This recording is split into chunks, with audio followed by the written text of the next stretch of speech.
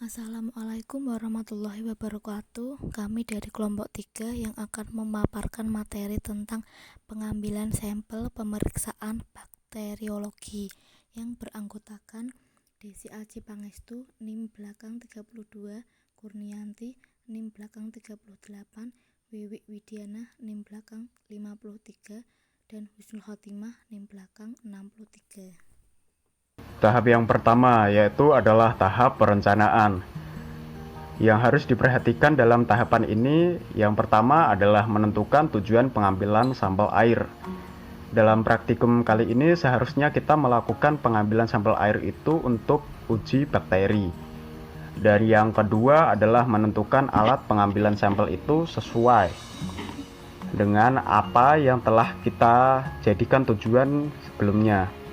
Dan yang ketiga adalah memastikan apakah alat pengambilan sampel itu harus sesuai standar atau peraturan tertentu. Dan yang keempat yaitu adalah menentukan metode analisis. Dan yang selanjutnya atau yang kelima yaitu adalah pemilihan teknik sampling. Teknik sampling ini terbagi menjadi dua, yaitu probability sampling dan juga non-probability sampling. Dan yang keenam yaitu adalah menentukan jumlah, volume, dan jenis wadah sampel. Dan yang ketujuh yaitu adalah menentukan waktu, lokasi, dan jenis sampel. Dan kemudian yang kedelapan yaitu adalah menentukan frekuensi sampling. Dan yang kesembilan yaitu adalah menyiapkan dokumentasi serta pengamanan sampel. Sampel yang telah diambil harus diamankan untuk diberi suatu kode atau identitas dalam penelitian. Kemudian tahap yang kedua yaitu adalah persiapan pengambilan sampel.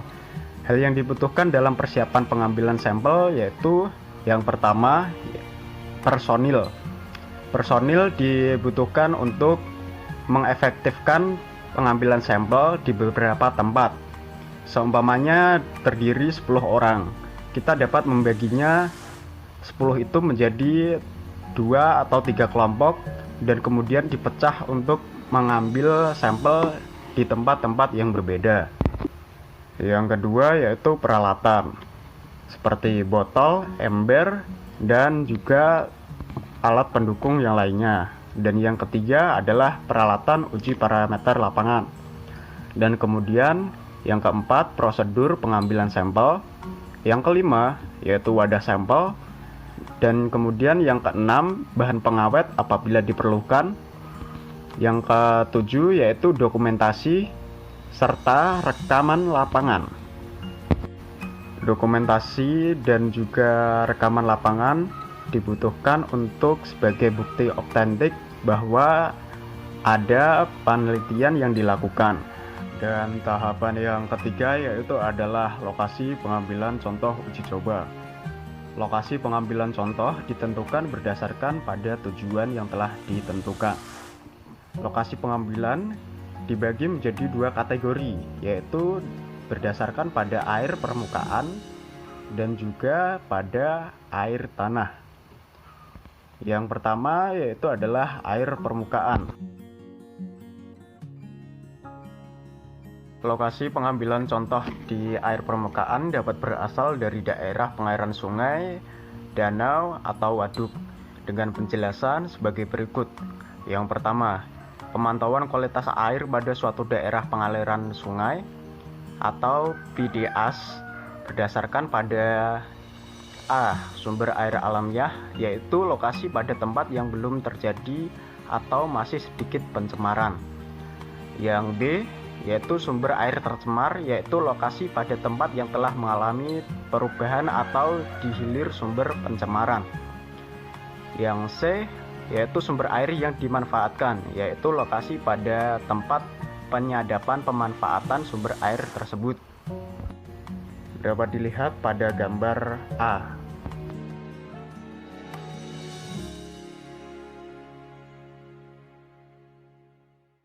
Yang kedua yaitu adalah pemantauan kualitas air pada danau atau waduk berdasarkan pada gambar di atas. A. Tempat masuknya sungai ke danau atau waduk. Yang B yaitu di tengah danau atau waduk. Yang C yaitu adalah lokasi penyadapan air untuk pemanfaatan. Dan yang D yaitu tempat keluarnya air danau atau waduk. Yang selanjutnya yaitu adalah lokasi pengambilan air berdasarkan air tanah. Lokasi pengambilan contoh air tanah dapat berasal dari air tanah bebas atau tidak tertekan dan air tanah tertekan dengan penjelasan sebagai berikut pada gambar di atas.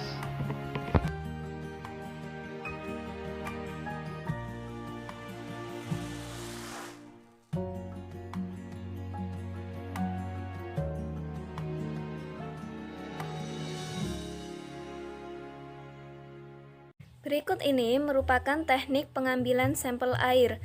Ada beberapa teknik dalam pengambilan sampel air ini. Pada langkah pertama yaitu dengan mensterilisasikan botol. Pengambilan sampel air bergantung kepada keadaan air itu sendiri. Pada gambar kedua yaitu pengambilan sampel dari air mengalir. Jika berasal dari air yang mengalir, maka botol dicelupkan miring dengan bibir botol melawan arus air. Kemudian pada gambar yang ketiga yaitu pengambilan sampel dari air yang tenang. Pengambilan sampel dilakukan pada air yang tenang, botol dapat dicelupkan dengan tali. Kemudian pada gambar yang terakhir yaitu pengambilan sampel air dari air keran. Nah, jika ingin mengambil sampel dari air keran, maka sebelumnya keran dialirkan dulu beberapa saat dan mulut keran disterilisasikan terlebih dahulu. Yang selanjutnya yaitu teknik preparasi suspensi. Sampel yang telah diambil kemudian disuspensikan dalam aqueous steril. Tujuan dari teknik ini pada prinsipnya adalah melarutkan atau melepaskan mikroba dari substratnya ke dalam air sehingga lebih mudah penanganannya. Berikut ini merupakan macam-macam preparasi bergantung kepada bentuk sampel. Pada gambar pertama yaitu swab atau ulas. Swab atau ulas ini dilakukan menggunakan cotton bud steril pada sampel yang memiliki permukaan luas dan pada umumnya sulit dipindahkan atau sesuatu pada benda tersebut. Sampelnya yaitu berupa meja, batu, batang kayu, piring, gelas, sendok, dan lain-lain. Caranya yaitu dengan mengusapkan cotton bud memutar 21 sehingga seluruh permukaan kapas dari cotton bud kontak dengan permukaan sampel tersebut. Nah, swab akan lebih baik jika cotton bud dicelupkan terlebih dahulu ke dalam larutan atraktan semisal peptone water. Kemudian yang kedua yaitu rinse atau bilas. Nah, rinse atau bilas ditujukan untuk melarutkan sel-sel mikroba yang menempel pada permukaan substrat yang luas tapi relatif berukuran kecil, misalnya yaitu daun bunga dan lain-lain. Rinse merupakan prosedur kerja dengan mencelupkan sampel ke dalam aqueous dengan perbandingan 1:9. Sampelnya yaitu sampel daun diambil dan ditimbang semisal 5 gram, kemudian dibilas dengan aqueous 45 ml yang terdapat dalam glass beaker. Kemudian yang terakhir yaitu maceration atau penghancuran. Nah, maceration atau penghancuran ini, sampel yang berbentuk padat dapat ditumbuk dengan mortar dan pestle sehingga mikroba yang ada di permukaan atau di dalam dapat terlepas, kemudian dilarutkan ke dalam air. Nah, sampel-sampelnya antara lain seperti bakso, biji, buah, dan lain-lain. Perbandingan antar berat sampel dengan pengenceran pertama adalah 1:9. Untuk sampel dari tanah tak perlu dimaserasikan. Berikutnya yaitu alat pengambilan sampel air sederhana. Alat pengambil sampel air sederhana ini dapat berupa ember plastik yang dilengkapi dengan tali, kemudian ada gayung plastik yang bertangkai panjang. Nah, alat sederhana ini paling sering digunakan dan dipakai untuk mengambil air pada permukaan atau air sungai yang relatif dangkal. Pada gambar pertama, yaitu ada contoh alat pengambil sampel sederhana dengan gayung yang bertangkai panjang. Kemudian, pada gambar yang kedua, ini merupakan contoh alat pengambil air yang berupa botol biasa. Kemudian yang terakhir yaitu pada gambar ketiga, merupakan contoh alat pengambil air botol biasa dengan pemberat. Selanjutnya yaitu alat pengambilan sampel air. Yang pertama, botol DO untuk uji parameter DO.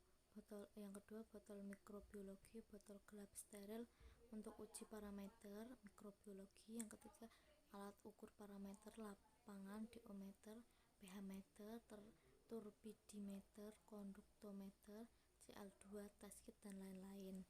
4. Wadah sampel air atau terbuat dari gelas atau plastik PE, PP, PT, PE dapat ditutup kuat dan rapat, bersih dan bebas kontaminan, tidak mudah pecah atau bocor, tidak berinteraksi dengan sampel air.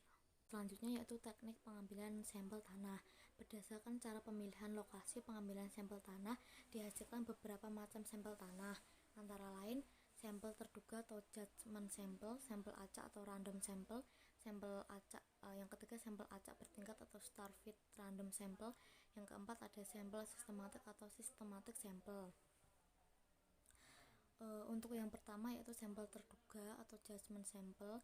Satu atau lebih sampel tanah yang diambil dipilih berdasarkan satuan pemetaan yang ditemui pada area survei. Lokasi pengambilan sampel tanah ditentukan secara subjektif. Tingkat kepercayaan data yang diperoleh bisa tinggi bisa rendah, tergantung dari tingkat pengalaman atau keahlian si pengambil sampel. Yang kedua, ada sampel acak atau random sampel. Sampel tanah diambil sedemikian rupa sehingga setiap tanah di dalam daerah survei mempunyai kesempatan yang sama. Pemilihan lokasi dilakukan dengan menggunakan tabel bilangan random.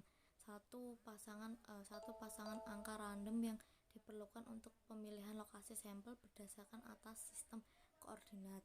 Yang ketiga, sampel acak bertingkat. Pengelompokan populasi dari yang heterogen ke strata homogen adalah suatu cara yang paling efektif untuk dapat meningkatkan akurasi pengambilan sampel.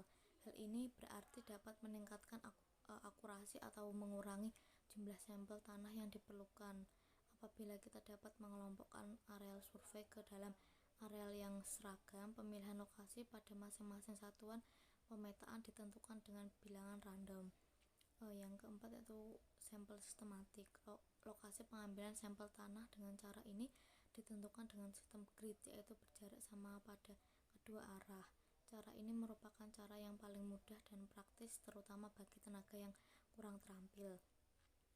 Selanjutnya yaitu penetapan sifat fisik dan kimia tanah di laboratorium memerlukan 3 macam sampel tanah, yaitu yang pertama, contoh tanah utuh untuk penetapan bobot isi, susunan pori tanah, PV, dan permeabilitas tanah. Yang kedua, contoh tanah agregat utuh untuk penetapan stabilitas agregat. Yang ketiga, contoh tanah biasa untuk penetapan kandungan air, tekstur angka Atterberg, dan sifat-sifat kimia. Dan selanjutnya yaitu ada pengambilan sampel udara. Prinsip sampling dan analisa dari masing-masing parameter dapat dijabarkan dalam diagram berikut. Untuk mengumpulkan sampel gas dapat digunakan kolektor seperti impinger, fluid bubbler, atau tube adsorber, di mana sampel akan bereaksi terhadap penyerap yang spesifik. Flowmeter berfungsi untuk mengetahui volume udara yang terkumpul, dapat berupa dry gas meter, wet gas meter, atau root meter.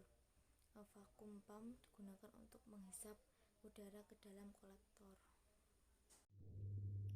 Baik, saya akan melanjutkan pembahasan materi selanjutnya, yaitu penentuan lokasi pengambilan sampel udara ambien.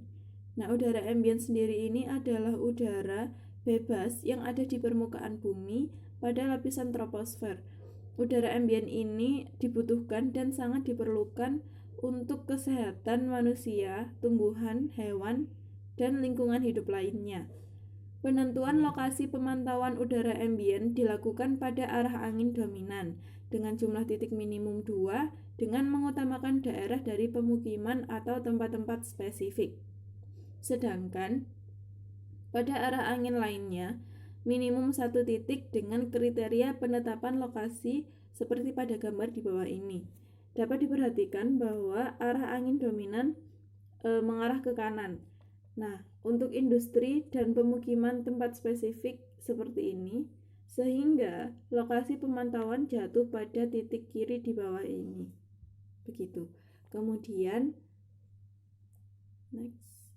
Penentuan lokasi pengambilan sampel udara emisi. Nah, udara emisi sendiri ini adalah udara yang langsung dikeluarkan oleh sumber emisi, seperti knalpot kendaraan bermotor dan cerobong gas buang pabrik. Nah, lokasi lubang pengambilan sampel uji ini, lubang sampling harus dibuat pada posisi di mana kecepatan alir dari emisinya adalah laminar. Nah, titik pengambilan sampel uji atau sampling point istilahnya, pengambilan contoh uji ini dilakukan pada titik lintas atau traverse point. Nah, teknik pengambilan sampel udara ambien. Yang pertama, teknik absorpsi. Peralatan sampling umumnya yang menggunakan teknik absorpsi ini adalah blabbers dan impinger. Kemudian parameter yang diukur sesuai peraturan pemerintah nomor 41 tahun 99 dan Kepmen nomor 50 tahun 96 adalah sulfur dioksida dan nitrogen dioksida. Parameter yang diukur sesuai Kepmen nomor 50 tahun 96 adalah amoniak dan hidrogen sulfida. Teknik absorpsi parameter yang diukur sesuai peraturan pemerintah nomor 41 tahun 99 adalah hidrokarbon. Nah, teknik pendinginan parameter yang diukur sesuai Kepmen nomor 50 tahun 98 adalah hidrogen sulfida, metil merkaptan, metil sulfida, dimetil sulfida, dan stiren. Nah, pengumpulan dengan kantong udara parameter yang diukur sesuai peraturan pemerintah nomor 41 tahun 99 adalah hidrokarbon dan karbon monoksida. Nah, pengambilan contoh uji gas menggunakan imfinger, gambarnya dapat dilihat di bawah ini. Begitu juga dengan pengambilan contoh uji gas menggunakan sistem pendingin dan juga pengumpulan contoh uji udara menggunakan kantong.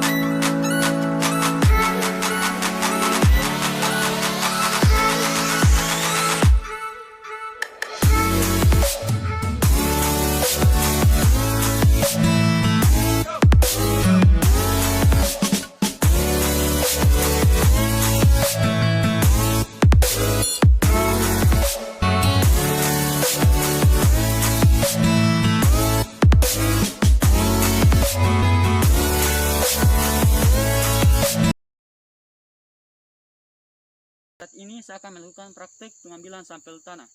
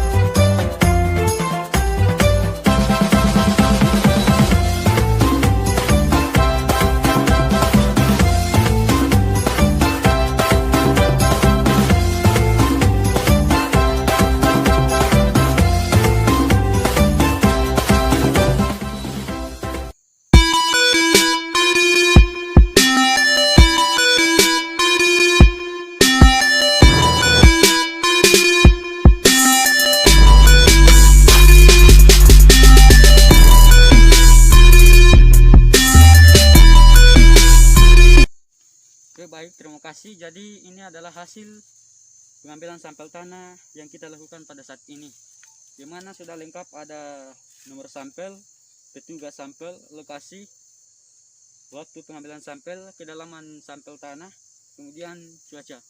Alat dan bahan yang akan kita gunakan ialah yang pertama nutrien agar, cawan petri, plastik kip, kertas coklat atau sejenisnya. Tidak lupa memakai APD seperti masker dan handscoon. Kemudian prosedur kerja yang pertama, meletakkan nutrien agar ke dalam petri yang telah disterilkan.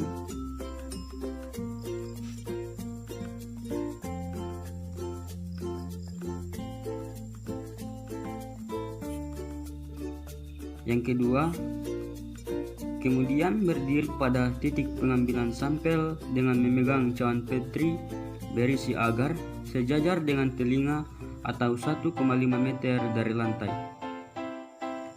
Yang ketiga, setelah 15 menit, tutup kembali cawan petri dan bungkus dengan kertas coklat atau koran. Selanjutnya yang keempat, masukkan sampel ke dalam plastik klip dan simpan di tempat yang aman.